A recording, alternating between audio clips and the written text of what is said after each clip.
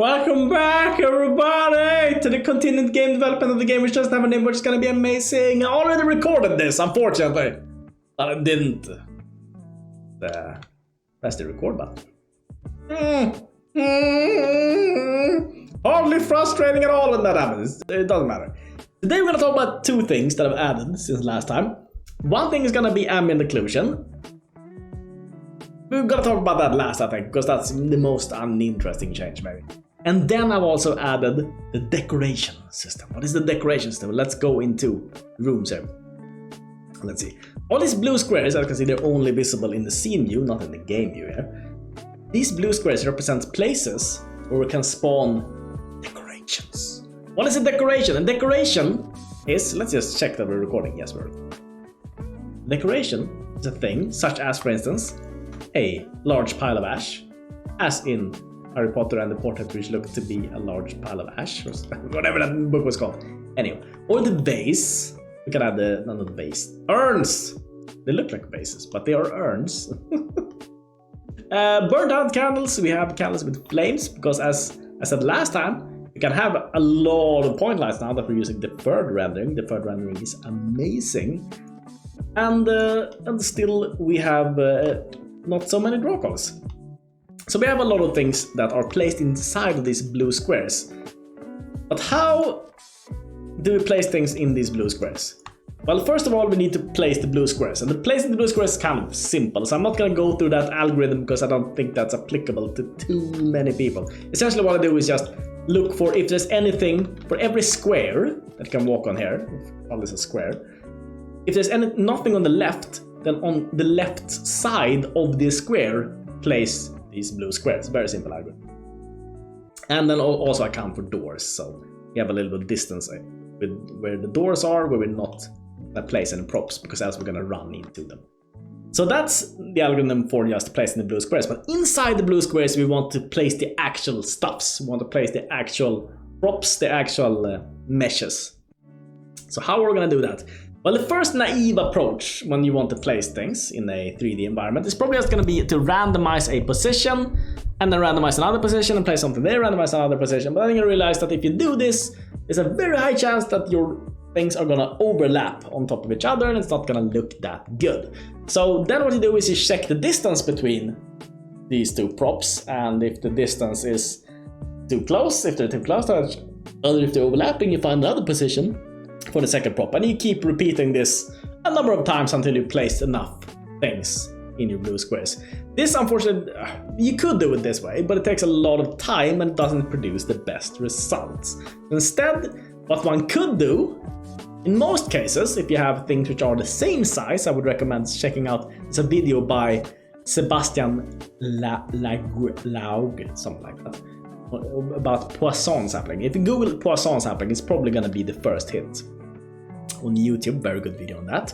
But I came up with my own algorithm because there's a couple of things that I wanted to achieve with this. So first of all, things are not going to overlap, and also I wanted things to be clumped, essentially. Because if you think about it, things in your room, unless you're a crazy person, it's fine if you are, but unless you're a crazy person, you're probably not going to have things on just random positions in your room. They're probably gonna be clumped together, and that's what I wanted to achieve here. Also, I wanted things to be clumped together because then it looks better than just randomness, because just randomness doesn't look as good.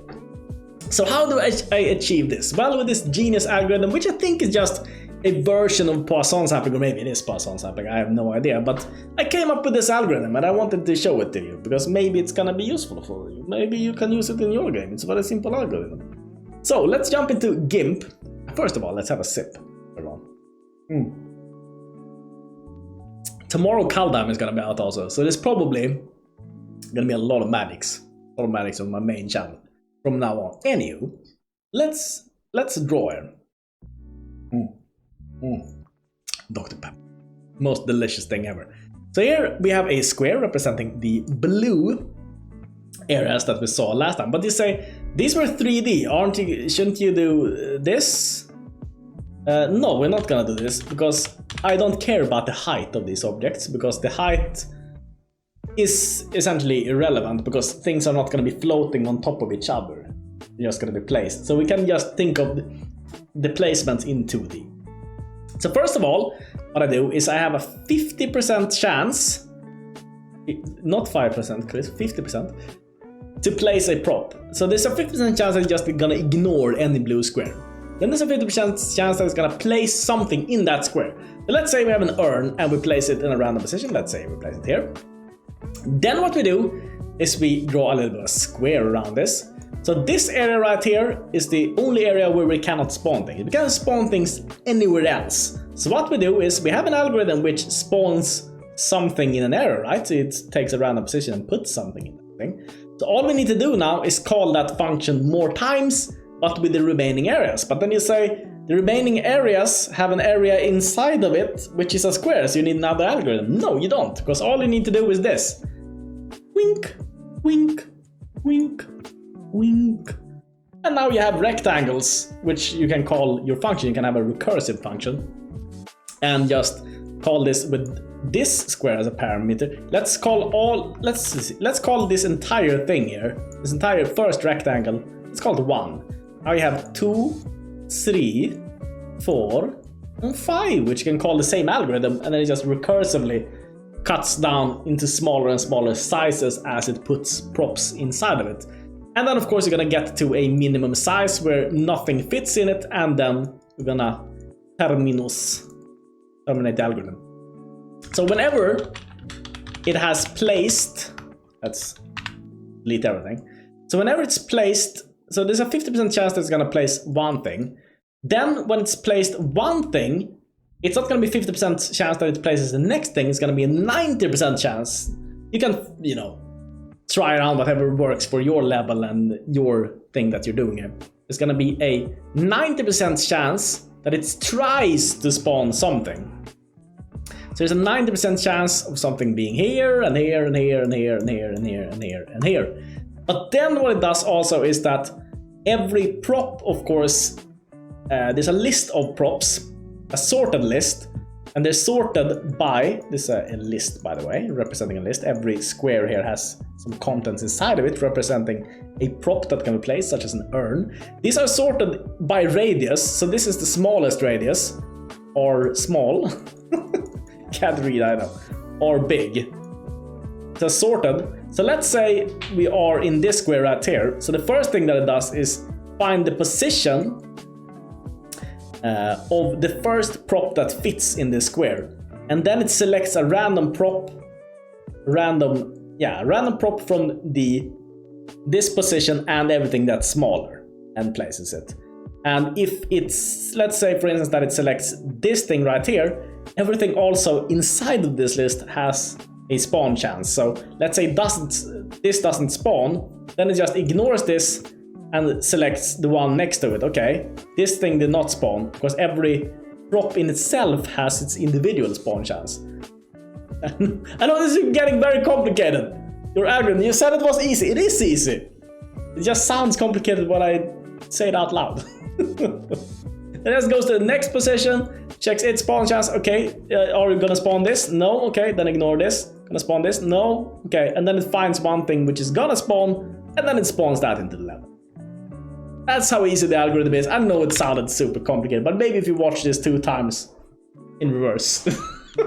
In reverse? Who watches something in reverse? Crazy person, but that's fine. That's fine. Go watch it in reverse if you want. You might learn something. Anywho, maybe I had wouldn't it be cool if I had like a secret message? Watch this in reverse.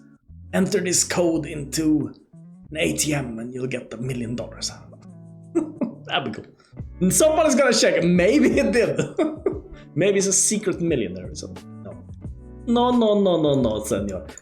So yeah, that's how the algorithm works. Let's jump into the game and look at how it looks. I think it looks pretty good. So as you can see, a little bit of clumping here with some candles. And candles here. Excuse me. An urn. Things are clumped here. You can see it looks pretty good in my opinion. It looks pretty good. On the side here, it's smacked by a skeleton. And in my opinion, even though it's a kind of a small change actually, it makes all the difference, because now rooms don't feel as empty as they did before. When there's like small things scattered about in the level, like small urns and stuff like that around the walls, in my opinion, it makes it feel a little bit more inhabited than it did before. Oh, some candles here. These were not here before. Some urns here. Oh, no, skeleton, no! Don't come here, you bastard. Smack you! Oh. And heal. Oh my god. And when I heal, of course, I change my camera angle. Did I stop recording? No, I didn't stop recording. Good. I'm gonna heal. I'm gonna pray. Who are you praying to? I'm praying to the praying mantis. I don't know where I was going with that joke.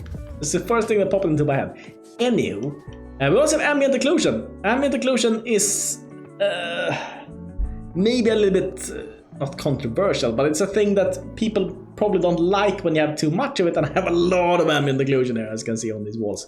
What is Ambient Occlusion? Well, I'm going to show you. If you don't know what Ambient Occlusion is, it's this. First, before I used Ambient Occlusion, but I used Unity's Ambient Occlusion, that's not good. It's not very good. Instead, what you should do, there's now a free asset on the asset store, Unity asset store that is, called Amplify Occlusion. That's what I'm using right now. So I'm just going to show you. Go to the debug view. This is, by the way, all these gray squares, what are they? They are just the fog of war for this game. So these are the areas where we can't see enemies. It doesn't really matter, but they are. So, here we can see what the effect of this has. Of course, the white places here is where the ambient occlusion doesn't do anything. And the dark spaces, where it's a little bit darker, this is where it adds darkness. So this tries to mimic how light works. Of course, in these crevices, it's gonna be darker because no light is more unlikely to bounce into these crevices and stuff like that. So that's what it tries to mimic. Of course, if you have and other lighting solutions such as ray tracing, you of course don't need ambient occlusion because you get that for freezies. But if you want to try to simulate ray tracing without using ray tracing, because using ray tracing is very computationally intensive, you can use, of course, ambient occlusion. I was about to say amplify occlusion, but you can use any ambient occlusion. So that's how that works, and I think that in this game it works especially well. Reason being that usually in these levels, when I have a wall like this, for instance, occlusion doesn't look that good, and you usually want to tone down the effect much more than I have, because you're faking essentially all the geometry on the wall, so it looks like shit. Usually what you do when you have a wall is that you don't have, like I have here, like I have 500 different meshes of bricks on the wall. Instead, what you do is that you have just a flat plane, and then on this plane you have baked a normal map from a higher resolution mesh which actually had these details. But that makes it so that ambient occlusion doesn't know about these details in the baked normal map, so it would not create any ambient occlusion on these bricks. That's what I'm trying to say.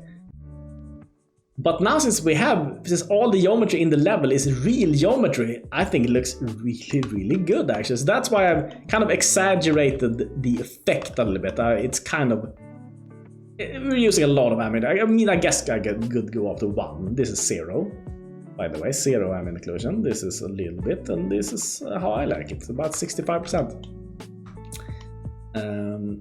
Yeah, I think it looks really good when you have, but this is kind of the, how should I say? I don't think it's gonna fit as well in most projects as it does in this. We can also look how, because of course they're gonna be faking geometry. We can also look how it looks without this. So if we go to post effect, and I'm gonna take it away, put it back, take it away, put it back. I think it adds so much depth, honestly. So much depth. I'm so happy about ambient occlusion. I will always say amplify occlusion. Ambient occlusion. I'm so happy about adding ambient occlusion. I think it looks amazing. There is a problem with ambient occlusion with artifacts, but that sometimes when you're using ambient occlusion, you can get these like kind of dark artifacts on different surfaces, especially when you're looking at things from an almost, let's say there's a wall, looking at it from this way, it's probably gonna look fine, but if you're looking at it from this angle, it might look weird, you might get artifacts. But they've solved it, this little problem, I think, in Amplify Occlusion here, because they have a thing called bilateral blur that you can add to this occlusion effect. And if you add a little bit of blur, even though there are artifacts, they blur the artifacts out also, so you don't see that they're artifacts. It still looks good. Still looks good. And yeah, also I changed the field of view of the camera. So before, I think it was the standard setting, which is 60% vertical, I think. Now it's 45%, no, 60% horizontal. Now it's 45% vertical. So this makes it look a little bit more kind of that Diablo perspective, you know, that 45% angle, diamond shapes. What's it called? Oh, I don't know. Oh, there's a word for it, but I just forgot it. Makes it look a little bit like that. And especially now with Ambient Occlusion also, because Ambient Occlusion makes everything look a little bit more hand-drawn, makes it look a little bit more artistic. I think it's kind of a nice effect, honestly. It's especially noticeable, this camera angle, when you have these holes in the level. Like we have here, for instance. You zoom in and out, you can see. You can see this. I just think nobody knows what I'm talking about. Maybe you do. And that's amazing. But that's all I've done this time. Next time, I'm gonna add some more cool, like bigger props to the level. Because we have like coffins and stuff like that. Or we have those things. Sarcophagus. Oh! Chris, sarcophagus? Is that the word? Doesn't matter. We have those things, but we're gonna add more things so that still the rooms look a little bit more different to each other. Look more different. More different! Perfect English, Chris! And while you're still on top! Thank you so much for watching. Tomorrow there's gonna be a lot of magics. See you soon. Hello, Daniel! And you are? It's me, the YouTube algorithm. And what are you doing here? I'm just here to take all the views. No, those are my views. Oh, I can explain to you, senor. You see, you have subs 0%. And non-subs 100%. That's why you can take all your views. I guess it's time that you check out the little thing down there.